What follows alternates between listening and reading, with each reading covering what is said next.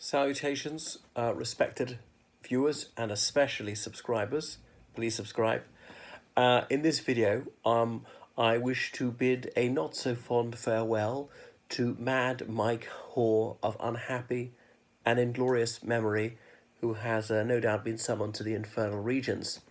So Michael Hoare was notorious as a mercenary who ravaged Africa in the 60s and 70s.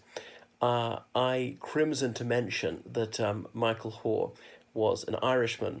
He was born in India just over 100 years ago. So his century-long life stretched over some very bloody chapters in African history. So born in Hindustan to Irish parents, and I think his father had served in the British Army.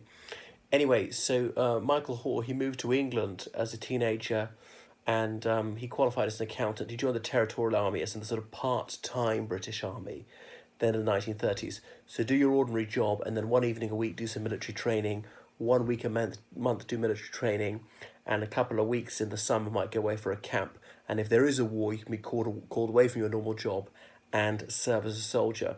Was in the London Irish Rifles, that regiment. I think it's got just one company of a battalion now, serves as the London Irish Rifles. So my nationality is London Irish, the most accurate way to say it. I've got to carry on about him. So served through the Second World War, moved to South Africa after the Second World War, but felt that he was sort of lacking in excitement in his life when he was doing that. Wanted to do something a bit more adventurous, which is why he chose to be a gun for hire. And then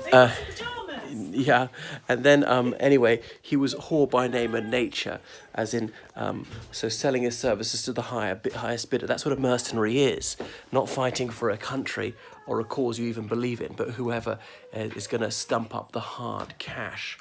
Well, I suppose he was quids in, because then it came to the decolonisation era, which obviously hugely destabilised Africa, as presumably you're going to argue colonisation did. So France, the United Kingdom, and Belgium, and indeed Spain, granted independence to their colonies in Africa. So these new governments, led by some very inexperienced leaders, and it was at the height of the Cold War. So the Soviet Union and the United States outvied each other for mastery of this continent. So I shan't detain you with the particulars of his many scrapes, but he was deeply involved in the Congo, that erstwhile Belgian colony which became independent in 1960, where Patrice Lumumba, he became Prime Minister, and Baudouin, King of the Belgians, went there to address the Independence Day celebrations, and he delivered an extraordinarily tactless oration, saying that the genius of Leopold II had helped create the Congo. Leopold II's depredations in the Congo really unexampled in the history of European colonialism in that continent. So it was a grossly insensitive thing to say. I don't know how that went through, but he didn't clear it with the Congolese before he drafted his speech. And then Lumumba riposted, saying that we experienced mockery morning, noon, and night, and we were shot and so on, and we were treated as N and things like that. So this was greeted with hooting and cheering. People were elated that he had pulled no punches, that he'd really socked it to the Belgians, and that was that. But anyway, within a fortnight, there was a mutiny in the army.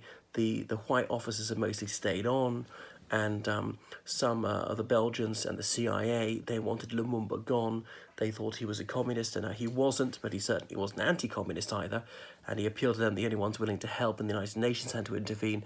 So the whole country imploded. It was made up of dozens of tribes. Should we call them nations? With different languages, not all Bantu languages. Even they are Bantu, they're not all mutually comprehensible, but different identities. They were into ethnic asperities. They'd fought each other for centuries before the Belgians had put them all together more or less at random. And it seemed like it might revert to the status quo ante, the war of all against all. But anyway, rich pickings for Mike Hoare, and the Katanga province, which was rich in mineral resources, seceded. Would this be permitted? Obviously, the Irish army was there to serve the cause of humanity, not for any narrow factional interest, not for the furtherance of our national interest, but really just to try and maintain peace, to fight baddies. And so we did our level best. But anyway, Mad Mike Hoare was there sticking his oar in, hired here and there. Now, to be fair to him, some of his foes were woeful. Okay, although he was bad, it doesn't automatically follow that his nemesis were morally upstanding. Anyway, there were no Queen's regulations. There was no Geneva Convention there, so he really had no compunction about people being killed. He lived to 100. Yeah, a lot of children who were around him didn't make it. Did not survive these conflicts. So most people, they blanch at killing other people. They'd really rather avoid that, even their soldiers.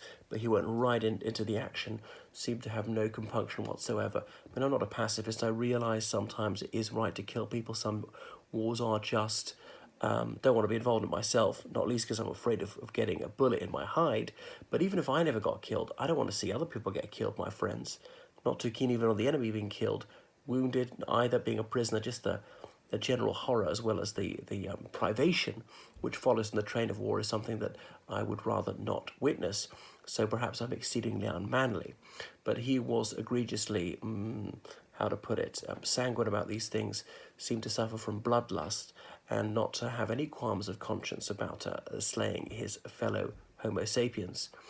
When he arrived back in South Africa one time, he said that he estimated he killed several thousand African nationalists and communists. I can't remember the figure, but he felt that they hadn't killed enough. He didn't like either.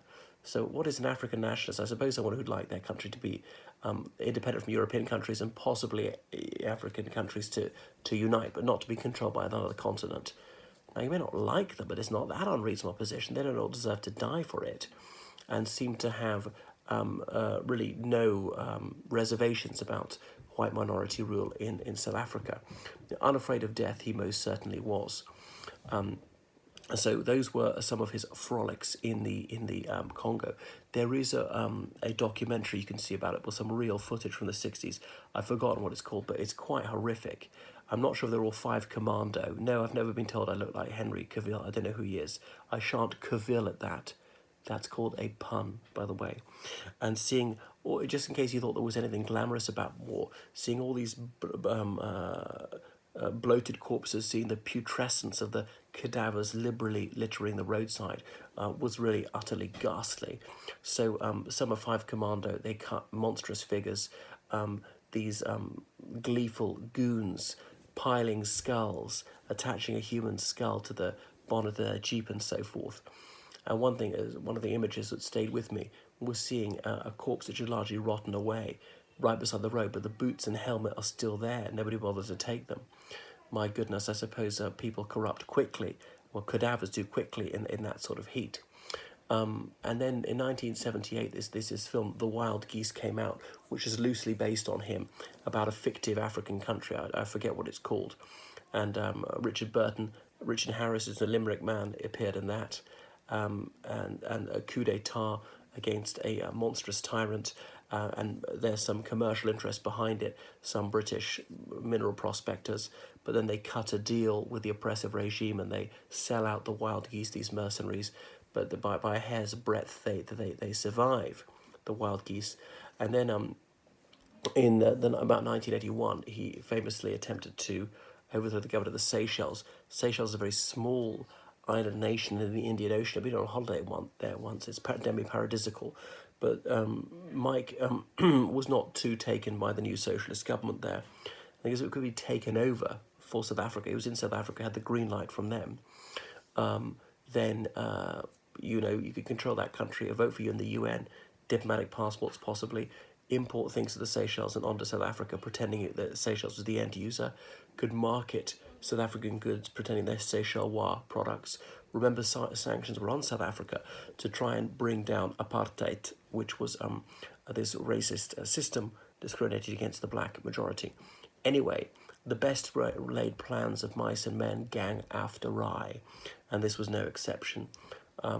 So one of his men got in the wrong queue at the airport, and his bag was thoroughly hand searched, and his weapon was discovered, and a firefight broke out at the airport.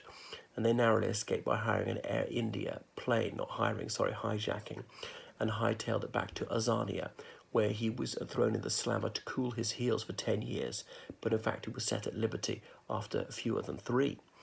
So that was that. They posed as the ancient body of foam blowers.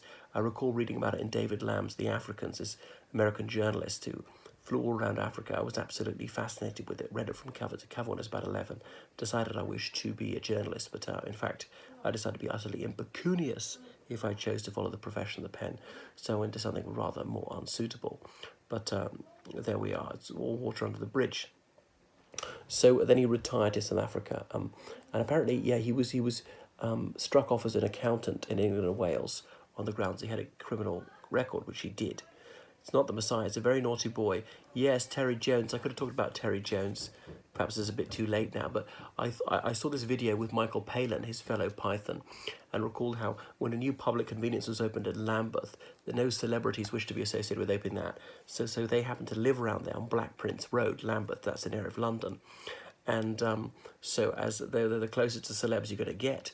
And so Terry Jones and Michael Palin agreed to open this lavatorium and indeed christen it, well, with their urine, so they did. And Terry Jones went in, but was unable to tinkle, just didn't produce anything. A bit pea-shy. Was his performance anxiety? He didn't seem to suffer stage fright on stage. I actually went to a talk by him in 2004, and at Oxford, and Terry Jones was claiming that some medieval massacre was just like Fallujah, which was obviously a battle. Well, it was a massacre, but obviously committed by the Al-Qaeda types, not by the US military. I thought it was a low blow against the United States. So Mike Hoare, he lived out the rest of his life in Durban. He wed, he had 5 children, and he really didn't deserve to live that long in such great luxury. Why was he not thrown in prison for all this illegal fighting? If you kill someone without lawful excuse, deliberately kill them, that's murder, isn't it? And even after apartheid was over, he never stood trial for what he did. I'd rather like to read his book, what's it called, Congo Mercenary.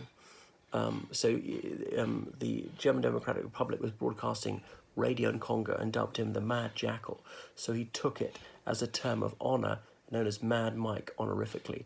His 5 commando. He insisted on certain standards, and even when he was in the African bush, he was always immaculately turned out with, a pressed shirt and his corbine, as it were, just so, puffed up at a certain angle. He was actually short and slight, sort of 5'8". Did he have some sort of small man complex, the Napoleon complex, which drove him to such acts of effrontery, of going into such dangerous situations? Wagwan, you mean Wagwan, my brethren. Anyway, that's him. They don't make him like that anymore. I think that era for mercenaries in Africa is largely over. A Wagner group, the Ruskis, are in Libya, the Central African Republic, Mozambique. Westerners tend not to do it. It's been clamped down on the Western countries.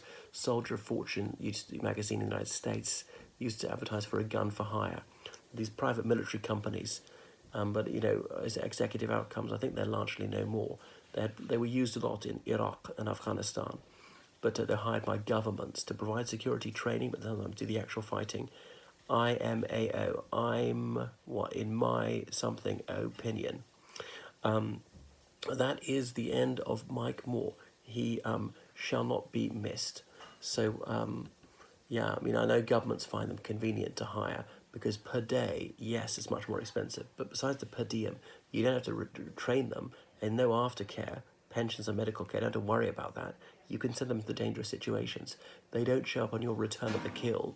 They're not from your country usually, so that your public doesn't care about these people getting killed. They're expendable. You're laughing your ass off, okay, right. About what in particular? All right, so I think that is that fascinating character. I slightly wish I'd met him, even though he was evil. And he was actually at the premiere of The Wild Geese, that film which I watched as a child, about this putsch in a fictitious African country. Well, ladies and gentlemen, so please follow me on Facebook, on Twitter, or on Instagram. and the Duran, Duran. I've written some articles on that, including on mercenaries. Make sure you subscribe. Book lessons with me in French, well, English as a foreign language, geography, religious studies, politics, history, English law. Choose me as your tour guide in London. Direct message me. Thank you so much for your donations of unexampled liberality on Patreon and on PayPal. They are so utterly vital to sustain this channel. So I warmly appreciate your support. Make sure you subscribe. Toodle pip.